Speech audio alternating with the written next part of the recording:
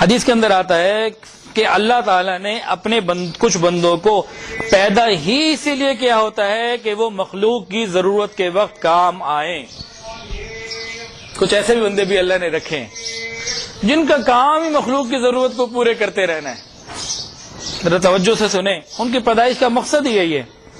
اللہ تعالیٰ نے اپنی قسم کھا کر کہا کہ جو لوگ مخلوق کی ضرورت کے وقت کام آئیں میں ان کو قیامت کے دن جہنم کا عذاب نہیں دوں گا، ان کو نور کے ممبر پر بٹھاؤں گا، مخلوق حساب کتاب میں مشغول ہوگی، میں ان سے ہم کلامی کر رہا ہوں گا. سبحان اللہ. لوگوں کی مدد کرنا، قیامت کے دن فرماتے ہیں حساب بھی نہیں لوں گا، نور کے ممبر بٹھاؤں گا، عزت کی جگہ پہ بٹھاؤں گا. مخلوق پریشان ہوگی حساب کتاب کے چکر میں کہ پتہ نہیں کیا بنے گا. اللہ تعالیٰ فرماتے ہیں میں ان سے ہم کلامی کر رہا ہوں گا، بات چیت کر رہا ہوں گا. اگر یہ نعمت چاہتے ہیں تو پھر مخلوق کی خدمت ہم شروع کریں. حدیث پاک، جو کسی کی ضرورت پوری کرنے کے لیے چل پڑا، جو کسی کی ضرورت پوری کرنے کے لیے چل پڑا، ہر قدم پر 70 نیکیاں ملیں گی، 70 گناہ معاف ہوں گے، اور اگر ضرورت پوری ہو گئی تو زندگی کے سارے گناہ معاف ہو جائیں گے. یہ ایسے ہو جائے گا جیسے آج ہی اس کی ماں نے اس کو جنا ہے.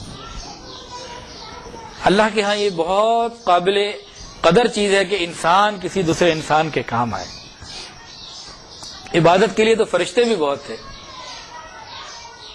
فرشتوں سے بہتر ہے انسان بننا، مگر اس میں پڑتی ہے محنت زیادہ. اللہ اکبر. اسی طرح حدیث کے اندر آتا ہے کہ میں نے بعض لوگوں کو پیدا ہی اسی لیے میں نے بعض لوگوں کو پیدا ہی اسی لیے کیا ہوتا ہے کہ وہ لوگوں کے کام کریں، ان کا خیال رکھیں. ان کے پاس بعض لوگ اللہ نے ایسے بنائے ہیں جن کے پاس ان کی اپنی ضرورت سے بہت زیادہ مال ہوتا ہے، جو ان کی اپنی ذاتی ضرورت سے بہت زیادہ مال ہوتا ہے، وہ ڈاکی ہوتے ہیں ایک حساب سے. ان کو مال ملتا رہتا ہے لوگوں کے لیے.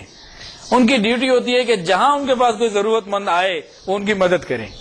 فرمایا ہے کہ جب تک یہ اپنی ڈیوٹی پوری کرتے رہیں گے میں ان کو نعمتوں میں برقرار رکھوں گا. جب یہ اپنی ڈیوٹی کو چھوڑ دیں گے، تنگی محسوس کریں گے میری نعمت آگے پہنچانے میں، تو میں ان کی جگہ کسی اور کو بدل دوں گا. ان کی ڈیوٹی ہٹ جائے گی. اس کی مثال ایسے ایک ڈاکیا ہے، ڈاک خانے سے اس کو ڈاک ملے، بھئی فلاں فلاں جگہ دے آؤ. اب جو ڈاکیا ڈاک پہنچا دے اس کی تو نوکری برقرار رہے گی نا، اور جو ڈاکی نہ پہنچائے تو پھر اس کو تو ہٹا دیا جائے گا. تو بالکل اسی طرح کچھ بندے ایسے ہیں جن کو اللہ نے ان کی ضرورت سے بہت زیادہ مال دیا ہوتا ہے. وہ یہ نہ سمجھے کہ سارے کا سارا میرا ہے، نہیں. حق للسائل والمحروم، پتہ نہیں کس کس کا اس کے اندر اللہ نے حق رکھا ہے. آتے بھی ہیں، اگر ہم نے ان کا حق، جن کے پاس زیادہ مال ہے ان کی ضرورت سے، وہ حق نہ پہنچایا تو اللہ بدل بھی سکتے ہیں. کئی دفعہ آپ نے دیکھا ہوگا باپ بہت امیر، دادا بہت امیر، اولاد نے وہ نیکی کے کام نہ کیے جو بڑے کرتے تھے، اللہ تعالیٰ ان کو پھر فاقوں میں ڈال دیتے ہیں. کہتے ہیں جی پہلے تو ہر چیز سی مٹی کو ہاتھ لگاتے تھے سونا بن جاتی تھی، اب معاملات بدل گئے. تو کیا ہوتا ہے کہ پہلے کوئی بڑا مدد کر رہا ہوتا تھا، اللہ کی مدد آ رہی ہوتی تھی. آگے والوں نے سوچا کہ نہیں یہ تو باپ غلط کرتا تھا، تو اللہ تعالیٰ کی طرف سے معاملہ ایسے ہی ہو جاتا ہے جیسا یہ کرتے تھے.